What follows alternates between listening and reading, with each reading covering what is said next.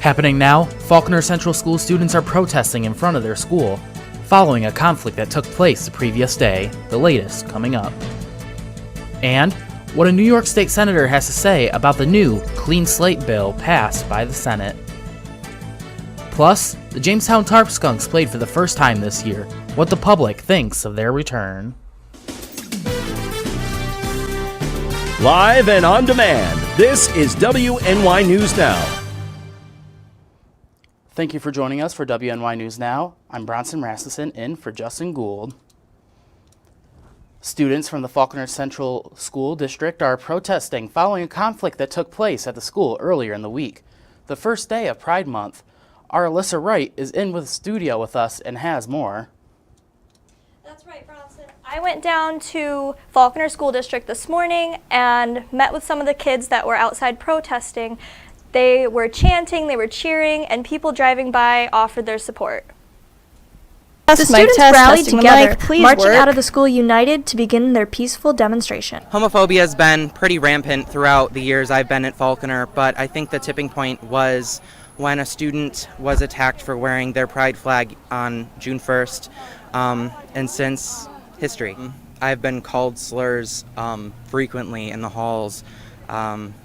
I've been threatened with my life a few times, and just commonly anytime I went to stress my issues with the school and the district, they've just been ignored and they've been brushed off and no justice has ever been given. According to multiple students, I saw everybody coming down, kind of marching down to the front, and I was just so moved to tears. And the district has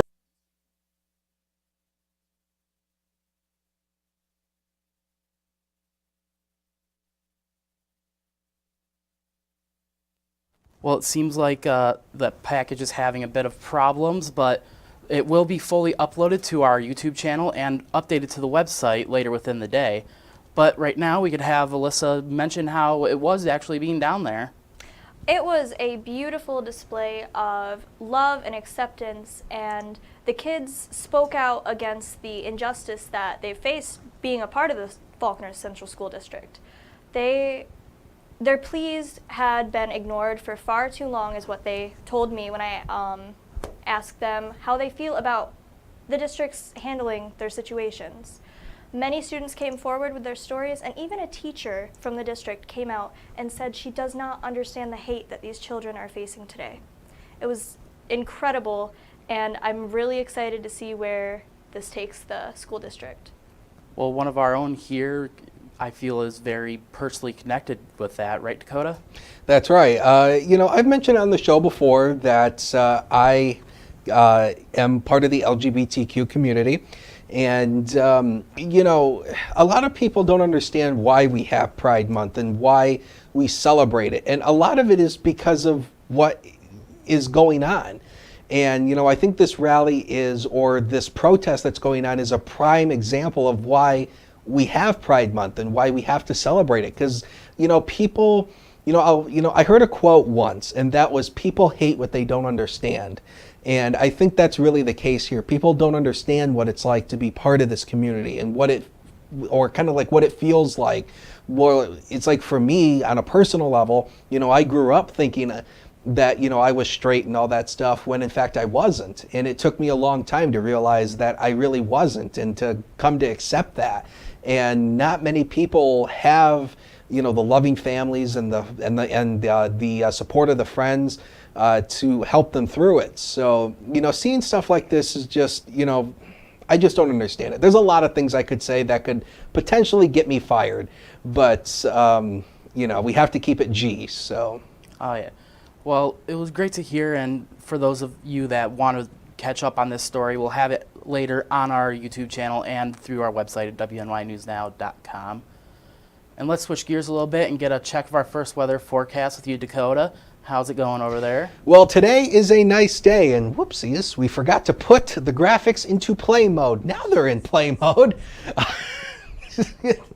We don't know what we're doing. Lakeside Park Skycam showing you, just a few of those clouds around from across the region right now. The satellite and radar composite looking good across much of the region. We don't have much in the way of cloud cover across much of the region, so we are going to see a good supply of sunshine through the afternoon hours today. 71 was the high yesterday. We started the day at 44. 90 and 27 are the records for today. We're going to be nowhere near that record high. So through the afternoon today, just gobs of sunshine. It's milder, but it's still comfortable. The humidity is still way down there. 66 on the hilltops to 75 across the lower elevations with a west wind. Now the weekend is looking fabulous, and we don't see any signs of heat for a while. We'll talk about it with that Ultimate Satellite Solutions 7-day forecast later on in the show, Bronson. All right, we'll see you then, Dakota. The Jamestown BPU is holding a hot dog sale today to benefit the Saints for St. Susan's campaign. One of their major events for the year, the campaign is a community-wide effort that helps fund operations. The BPU, to help with donation efforts, are holding a hot dog sale outside their customer service building. They will be selling hot dogs, soda, chips, and water from 10:30 a.m. until 2 p.m. Since the campaign started in 2000, the drive has earned a total of $280,771 for the soup kitchen. The Department of Development has brought forward 2 new programs to use American Rescue Plan Act monies to help homeowners and businesses.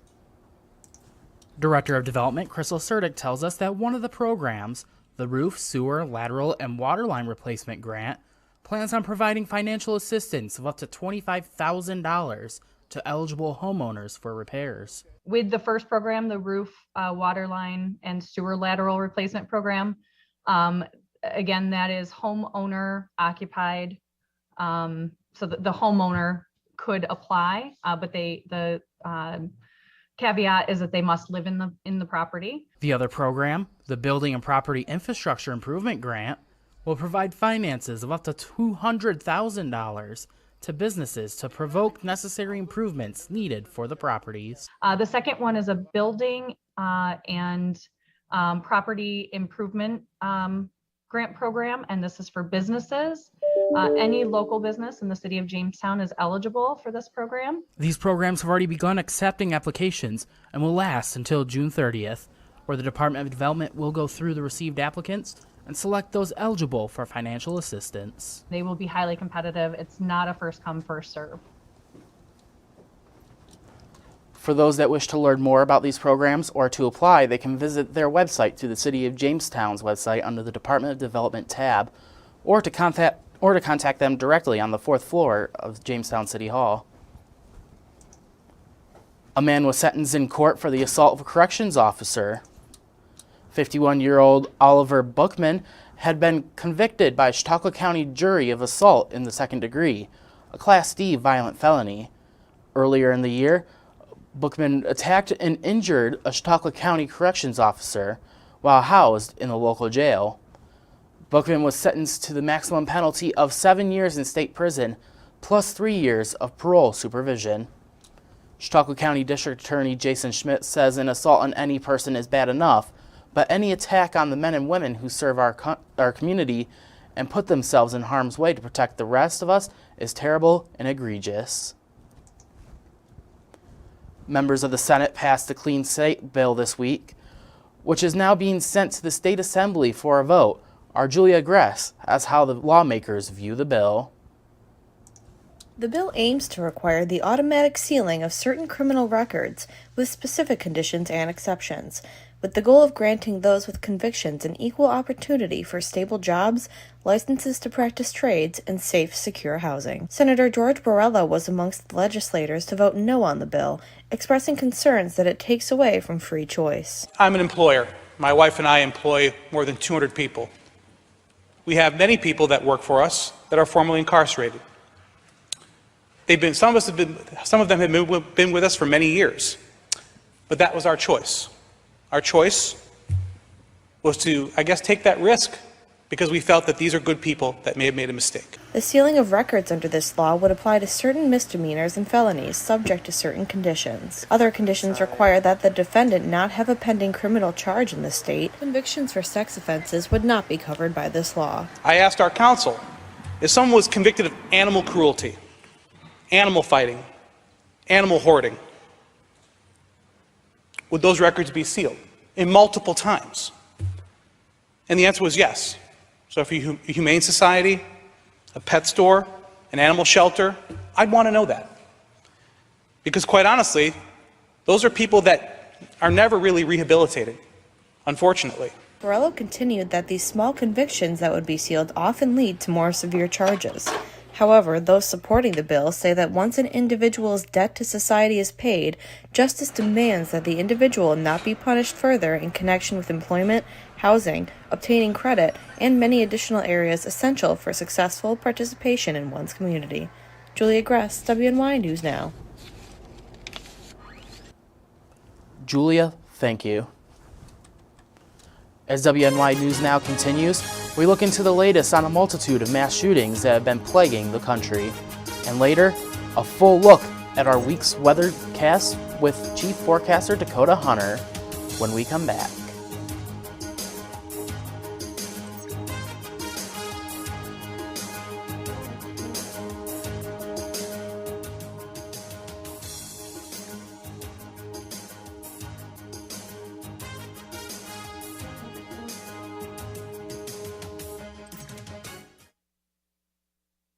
You're watching WNY News Now, your source for breaking news. What could you lose in a home fire? Your possessions? Your home? Your memories? Don't let your world go up in smoke. Make sure you have working smoke alarms and practice an escape plan for you and your loved ones, because fire is everyone's fight. This message was brought to you by the Jamestown Fire Department and the Chautauqua Safety Village. Celebrate the end of school and say hello to summer with a day of fun activities for children in the Jamestown area, hosted by Collaborative Children's Solutions and the City of Jamestown. The first part of the day happens at Northwest Arena, where both kids and parents alike can learn about activities available to youth. Later in the evening, finish out the night at the Tarp Skunk baseball game, along with a fireworks show at Russell Dietrich Jr. Park. Stop on down on Friday, June 24th, as we celebrate the end of school and say hello to summer. Catch your First Defense forecast daily on WNY News Now. What is going on, my New York friends? My understanding is that you're in school for a little bit longer than most people, but I got some good news for you. Where are you going to be on September 10th? In Jamestown, New York, with me at 7 o'clock at the Reglena Theater, and you can get your tickets at reglena.com, REGLENNA.com. Make sure that you grab those now. It's going to be so much fun. Jamestown, New York, September 10th. Come and have fun with me. EagleZip.com is your local one-stop shop for all of your home and business computer needs. Located on Fluvan Avenue Extension, just outside of Jamestown, EagleZip.com sells and services all brands of desktops and laptops, as well as servers and network equipment for your business. All new computer sales include transferring your data from your old computer, plus a 2-year warranty. Call EagleZip.com today. Stop by EagleZip.com today and let us make computers easy for you. With coverage that matters, this is WNY News Now. Tulsa police have released the names of the victims of Wednesday's shooting in a medical building. The suspect's target was Dr. Preston Phillips, a Harvard-trained surgeon who had gone on several medical missions to Africa. The CEO of the St. Francis Health System called the 59-year-old death, quote, the ultimate loss for St. Francis and Tulsa. Another doctor killed in the shooting was sports and internal medicine specialist Dr. Stephanie Hewson. 40-year-old Amber Glenn had worked in the medical field for 18 years. She is survived by her husband and 2 sons. The fourth person killed was a 73-year-old Vietnam veteran named William Love. Tulsa police say he sacrificed his life to save his wife from the gunman. The suspect called the clinic repeatedly complaining of pain and significantly targeted the doctor who performed the surgery, then killed himself as police arrived. Within the past 24 hours, the U.S. has faced another mass shooting, this time in Tulsa, Oklahoma. With the most recent shootings, Democratic congressional members are trying to move on gun legislation, but it looks like it'll get a little support from the other side. Our Washington, D.C. correspondent, Rachel Knapp, reports. It has been 23 years since Columbine. Citing other mass shootings since then to the recent ones in Buffalo, Uvalde, and Tulsa, Oklahoma. And who knows how long until the next one. Too soon?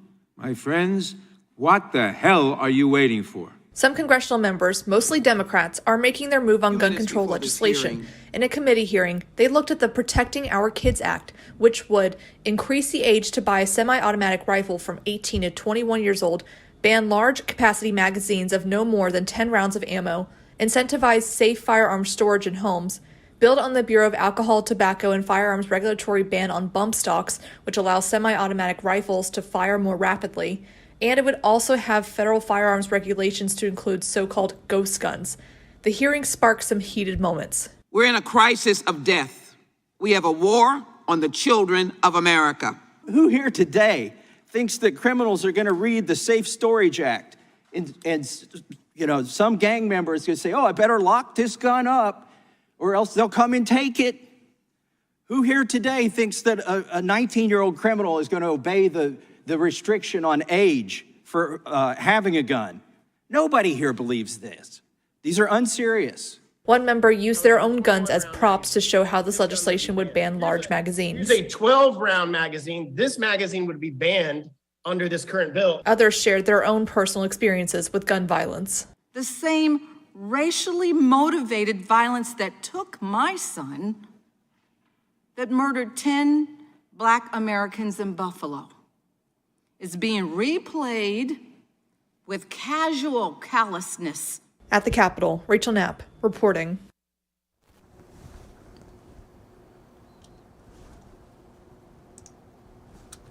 Rachel, thank you. The House is slated to vote on this legislation next week. Meanwhile, in the other chamber, senators are working together on their own gun legislation to see if they can find some common ground. New York legislator passed legislation Thursday banning anyone under the age of 21 from buying or possessing a semi-automatic rifle, a major change to state firearm laws pushed through less than 3 weeks after an 18-year-old used one of the guns to kill 10 people at a supermarket in Buffalo. New York already requires people to be 21 to possess a handgun. Younger people would still be allowed to have other types of rifles and shotguns, but the change in the law would restrict ownership of the type of fast-firing rifles used by the 18-year-old gunman in the mass shootings in Buffalo and at a Texas elementary school. Besides raising the legal purchase age to 21, the bill would also require anyone buying a semi-automatic rifle to get a license, something now only required for handguns. New York would join a handful of states, including Florida, Hawaii, Illinois, Vermont, and Washington, that require buyers to be at least 21 instead of 18 to purchase some types of long guns. Similar legislation has been proposed in Utah. Another bill set to pass in New York would require new guns to be equipped with microstamping technology, which would allow law enforcement investigators to more easily link weapons to fired bullets. The state is also expected to pass legislation that would restrict the purchase of body armor and expand the list of people who can apply for an extreme risk protection order, a court order that can temporarily prohibit someone from purchasing or possessing a firearm if they are believed to be a danger to themselves or others. President Joe Biden delivered an impassioned address to the nation imploring Congress to take action against gun violence after mass shootings he said had turned schools, supermarkets, and other everyday places into killing fields. He repeated calls to restore a ban on the sale of assault-style weapons and high-capacity magazines and said if Congress won't embrace all of his proposals, it must be at least find compromises. like keeping firearms from those with mental health issues or raising the age to buy assault-style weapons from 18 to 21. Just over a week ago, there have been 20 other mass shootings in America, each with 4 or more people killed or injured, including yesterday at a hospital in Tulsa, Oklahoma. I've been in this fight for a long time. I know how hard it is, but I'll never give up. And if Congress fails, I believe this time a majority of the American people won't give up either. I believe the majority of you will act to turn your outrage into making this issue central to your vote. Enough, enough, enough. My fellow Americans, enough. Enough. It's time for each of us to do our part. It's time to act for the children we've lost, for the children we can save, for the nation we love. Let's hear the call and the cry. Let's meet the moment. Let us finally do something. God bless you. President Biden also noted that the Centers for Disease Control data shows guns are the #1 killer of children in the United States of America, ahead of car crashes. Well, it's never too early to start preparing for a major celebration. That was the case in Gettysburg as the America 250 PA relaunched their preparation efforts for the United States semi-quincentennial. This is kind of our relaunch. We have four years left. This is our 4-year countdown. We have dozens of programs, projects, and events, and that we're hoping to engage every Pennsylvanian in every county. The commission was established by the legislator and the governor in 2018. The event at the historic battlegrounds serves as a relaunch of an initiative that was put on hold because of the COVID-19 pandemic. The goal now is to make 2026 epic, to educate, preserve, innovate, and of course, celebrate. For more information on the America 250 PA or on the upcoming semi-quincentennial, you can find it on our website at WNYNewsNow.com.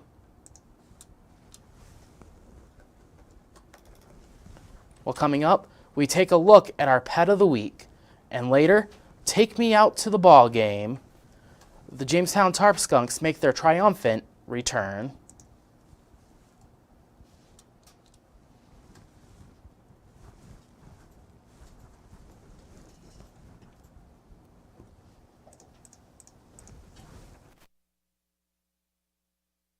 You're watching WNY News Now, where coverage comes first. How prepared is your family if a hurricane shows up at your doorstep, or a flood, or a blizzard? You can't just turn away a natural disaster. That's why it's important to go to ready.gov/plan now. It has the tools and tips you need to make an emergency plan with your family. So if disaster comes knocking, let's go. You'll be ready to help keep your family safe. It's just a pizza. Yes. Make a plan today. You're watching WNY News Now, your source for breaking news.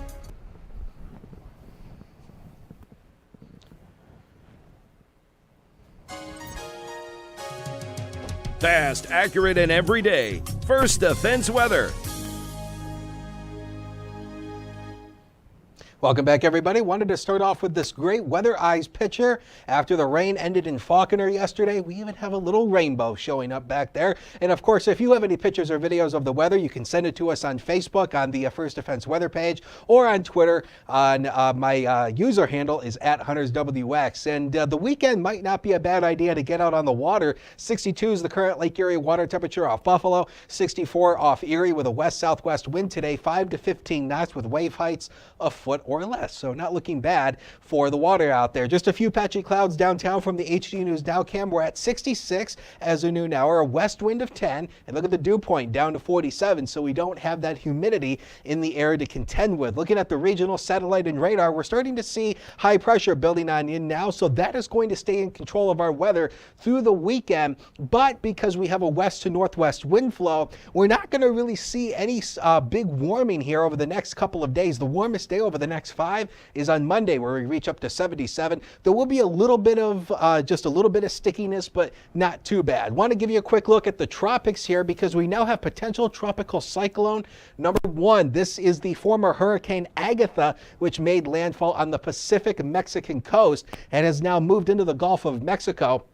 And understand this is not a tropical storm yet. It still doesn't have a well-defined center on this thing right now. 40-mile-per-hour winds. Here's the forecast track from the National Hurricane Center. This is likely going to make landfall over the weekend on the Florida Peninsula in South Florida, likely as a tropical storm. This will mainly just be a heavy rain producer for South Florida, and then it swings itself back out into the Atlantic Ocean, going away from land. So that's down across South Florida. Just good to mention if you have friends or family down there, or you have a vacation planned over the weekend. 70 degrees at 2 o'clock today, lots of sunshine. We should at least warm up into the lower 70s through the afternoon today, and then get out and take a look at the sunshine. At 8 o'clock, pair of 6s with a good supply of sun. Now the next 7 days of your life, powered by Ultimate Satellite Solutions. So the weekend looking great, temperatures below average, a few storms Monday. Then we're going to keep a few showers in the forecast, Bronson, through much of next week, but it does look like we will stay a bit below average.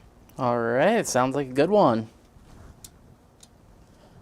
In an effort to help animals find their forever home, WNY News Now is partnered with the Chautauqua County Humane Society in a segment called the Pet of the Week.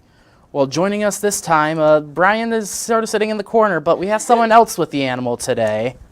It looks like a little kitty right here. Yeah, to continue the chaos today, Brian handed me a cat and was like, here, go do Pet of the Week. So this is Lulu. She is two and a half months old, and she's very sweet, and she's eating my microphone.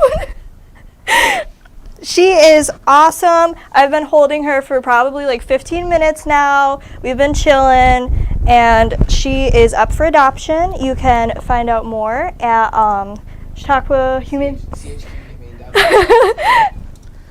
Well, how's she acted today from you holding her? She's so calm. She just wants to be held. She has not stopped purring since I grabbed her. I don't know if you guys can hear it in the microphone, but she is just so sweet, and she will make the perfect pet. And I actually texted my boyfriend and asked if I could bring her home, and he said no. So she is currently for adoption.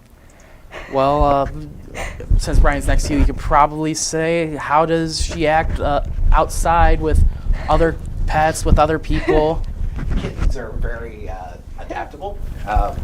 As long as if you have animals at home, if you have dogs, you should have a pretty good sense whether your dog is cat friendly or not.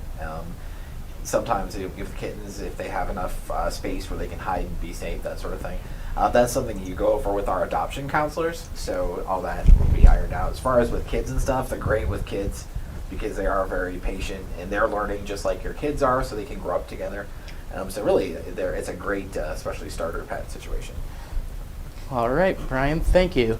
To learn more about Lulu or other residents of the shelter, contact the Chautauqua County Humane Society at 716-665-2209 or visit chqhumane.org.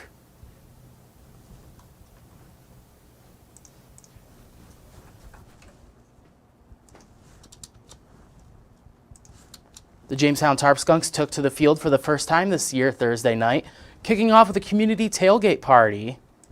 The first pitch of the game started at 6:30 p.m., with the party getting into gear hours earlier, bringing in all sorts of people, from fans of the sport to those looking to get out of the house, including the president of the Chautauqua Sports Hall of Fame, Randy Anderson. I'm a huge Tarp Skunks fan. I'm here tonight on the opener, and I'll be at every other home game this year. I can't wait. The tailgate party consisted of vendors, food trucks, live music, and even a special guest to surprise those that were there. Just excited to come see the Tarp Skunks play, home opener, and excited for the live music and excited for a good game tonight. Many that came out, including 12-year-old Braden Frank, were excited to see the Tarp Skunks play, despite the rain. It's really fun, and I can't wait to see the game.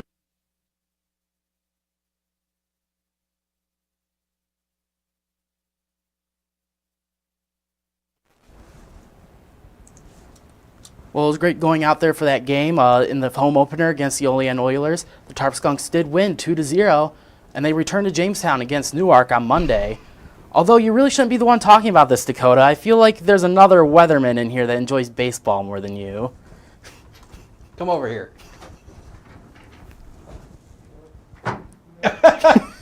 Andrew right over here. So yeah, Andrew's more of a baseball nut than I am. I never really got into baseball, so. I keep a track over sports, but I've never really cared for it for the amount at least Andrew does here. Maybe he could be our weather and sports guy. Who knows? Maybe we should send a memo to corporate. It sounds like a plan. All right. Well, that's it for us today. Now, remember that news continues 24/7 at WNYNewsNow.com and on our mobile app. Download it free today in the Apple App Store or Google Play Store. And I guess we'll leave you over with a look from our studio in downtown Jamestown.